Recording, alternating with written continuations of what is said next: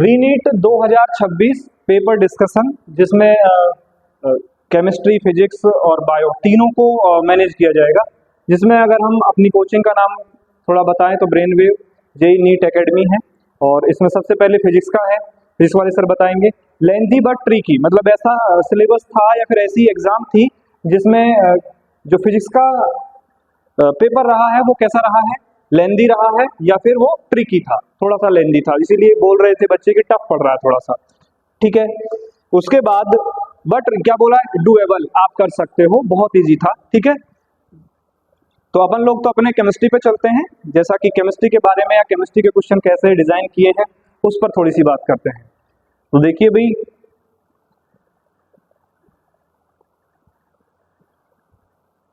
Chemistry, ये लो chemistry.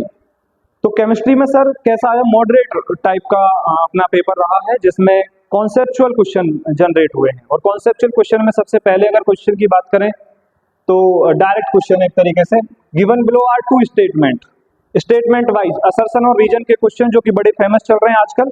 उसमें ये है सबसे पहले असर्शन, क्या लिखा हुआ है, असर्शन ए है और रीजन आपका आर है।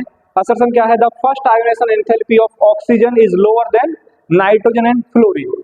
क्या ये स्टेटमेंट ठीक है? तो थोड़ा सा डिस्कस करते हैं कि ऑक्सीजन का जो फर्स्ट आयोनाइजेशन एंथैल्पी है वो क्या होता है, लो होता है। तो ऑक्सीजन का हम एटॉमिक नंबर देखते हैं तो 8 होता है, और 1s2 2s2 2p4। अगर फर्स्ट आयोनाइजेशन एंथैल्पी देखें तो एक इलेक्ट्रॉन लूज करने के बाद ये बनता है 2p3, जो कि एक स्टेबल कॉन्फ़िगरेशन है, स्टेबल कॉन्फ़िगरेशन। इसका मतलब है फर्स्ट आयोनाइजेशन एंथैल्पी तो इजीली हो जाएगा, लेकिन सेकंड आयोनाइजेशन एंथैल्पी के लिए बहुत ज्यादा एनर्जी को रिलीज करना पड़ेगा। जबकि नाइट्रोजन का फर्स्ट और फ्लोरीन का फर्स्ट आयोनाइजेशन एंथैल्पी ज्यादा होगा। वो रीजन क्या रहेगा कि नाइट्रोजन का एटॉमिक नंबर कितना होता है 7, और 1s2 2s2 2p3, मतलब लास्ट इलेक्ट्रॉन 2p3 में है, तीसरा इलेक्ट्रॉन निकालना पड़ेगा। और तीसरे इलेक्ट्रॉन के निकालने के लिए या हाफ फील्ड में से इलेक्ट्रॉन निकालने के लिए ज्यादा एनर्जी का रिक्वायरमेंट होगा, और इसलिए हम ये कह सकते हैं कि इसका फर्स्ट आयोनाइजेशन एंथैल्पी बहुत ज्यादा होगा। तो लो किसका होगा सर, ऑक्सीजन का होगा। तो ऐसा हम कह सकते हैं कि सर ये स्टेटमेंट बिल्कुल ठीक है, या फिर असर्शन है वो ठीक है। क्या रीजन क्या दिया गया इसका, कि the lose of an electron from oxygen lead to stable half filled p orbital. बिल्कुल यही रीजन है कि इसका हाफ फिल्ड क्या हो जाता है, कॉन्फ़िगरेशन हो जाता है। और इस आधार पर हम बोल सकते हैं कि अपने दोनों स्टेटमेंट ठीक हैं और बिल्कुल करेक्ट एक्सप्लेनेशन कर पा रहा है। तो देख लीजिए कौन सा ऑप्शन करेक्ट रहने वाला है। A is not correct but R, नहीं sorry, A and R correct, R is correct explanation of A. तो ऑप्शन बी आपका करेक्ट आंसर होने वाला है। क्लियर है भाई, गुड। नेक्स्ट क्वेश्चन देखिएगा, नेक्स्ट क्या है सर, देखो कितना इजी क्वेश्चन है। और मुझे ऐसा लग रहा है कि कोऑर्डिनेशन कंपाउंड से कम 4 से 5 क्वेश्चन आए हुए हैं। और सर उसमें सबसे पहला क्वेश्चन क्या है कि given below are two statement, statement वाले अभी बोला था, असर्शन, रीजन और स्टेटमेंट, दोनों ही क्वेश्चन बहुत अच्छे तरीके से आ रहे हैं। तो सर इसमें सब पहले क्या लिखा हुआ है कि FeOX का होल थ्राइस 3 - इज कायरल। अच्छा, कायरल होने का क्या इंफॉर्मेशन रहता है, तो आपको मैं बता दूं, कायरल वो होता है जिसका मिरर इमेज सुपर इम्पोज नहीं हो पाता है। जैसे कि मैं इसका अगर स्ट्रक्चर बनाता हूं तो स्ट्रक्चर कुछ ऐसा रहने वाला है Fe, और ये बाइडेंटेड लिगेंड है ऑक्सीलेटो, और इसका स्ट्रक्चर कुछ ऐसा रहेगा, क्योंकि कोऑर्डिनेशन नंबर तो इसका 6 है ऑक्सीलेटो। मैं जनरली बना सकता हूं, ऑक्सीलेटो का एक बॉन्ड ये बन गया, एक ये बन गया, ऑक्सीलेटो का एक बॉन्ड ये बन गया, एक ये बन गया, ऑक्सीलेटो का एक बॉन्ड ये बन गया और एक ये बन गया।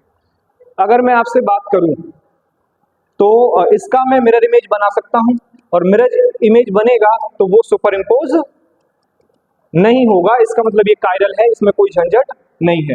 ये बात बिल्कुल सही है। सेकंड क्या है कि ट्रांस, सर देखो स्टेटमेंट सेकंड क्या बोल रहा है, ट्रांस क्रोमियम H2O2OX का होल ट्वाइस इज कायरल। क्या ये कायरल है क्या?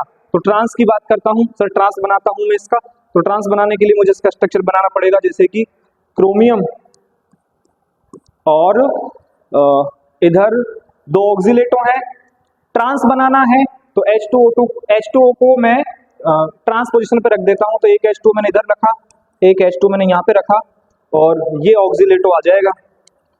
तो सर अगर मैं यहाँ पे आपसे डायरेक्ट बात करना चाहूं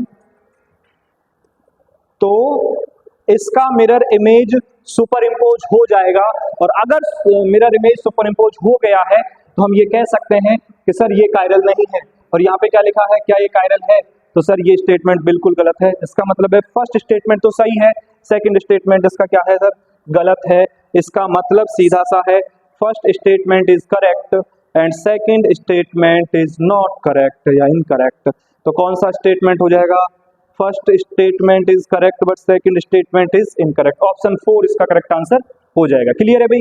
उसके बाद और आगे चलते हैं सर। नेक्स्ट ये लो, ये ऑर्गेनिक केमिस्ट्री का जो कि बड़े फेमस क्वेश्चन होते हैं उनमें से ये है। लिथियम एल्यूमिनियम हाइड्राइड ये रिडक्शन करता है, साइनाइड का रिडक्शन ये एमीन में कर देता है। सर एमीन में करेगा तो इसका फाइनल रिजल्ट कुछ ऐसा आने वाला है सर, CH2NH2। ठीक है सर, बट क्वेश्चन क्या है पहले ये देख लेते हैं। Identify the reaction which give aniline as major product. क्या एनिलीन बनाएगा? सर नहीं बना रहा, ये तो क्या है सर, एमीन है सर, ये तो एनिलीन नहीं है। एनिलीन तो वो होता है जब बेंजीन रिंग से सीधा कौन जुड़ा होता है, NH2 जुड़ा होता है सर। तो ये बात थोड़ा सा ध्यान रखने वाली है, सिंपल है कि यहाँ से सर हाफमान डिग्रेडेशन रिएक्शन हो गया सर, यहाँ पे ये CO यहाँ से बाहर निकलता है, फाइनली एनिलीन मिल जाएगा। बिल्कुल सर, यहाँ से बन सकता है एनिलीन, तो B से बन रहा है। क्या NO2 से? सर NaBH4 की इतनी हरकत नहीं होती कि ये NO2 को NH2 में कन्वर्ट कर देता है सर, यहाँ भी नहीं बनेगा।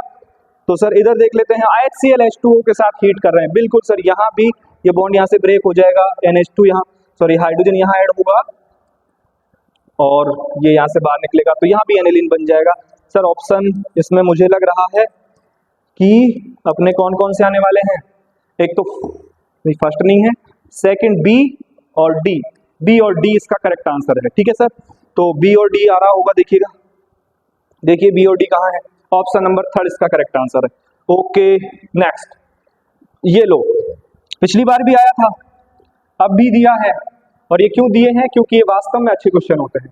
सर PCl5 हाइब्रिडाइजेशन निकालो। सबसे पहले 5 बॉन्ड बनाए हैं, 5 बॉन्ड के लिए sp3d बन जाएगा, और sp3d बन जाएगा तो आप लोगों को पता है ट्राइगोनल बाइपैरामिडल बन जाएगा सर, कोई झंझट ही नहीं है।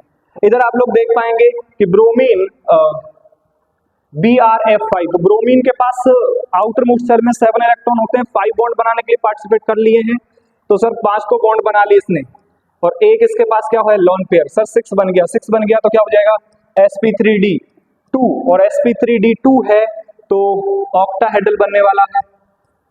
तो ऑक्टाहेड्रल कहीं है क्या, ऑक्टाहेड्रल है क्या, ऑक्टाहेड्रल नहीं है, स्क्वायर पिरामिडल, स्क्वायर प्लेनर,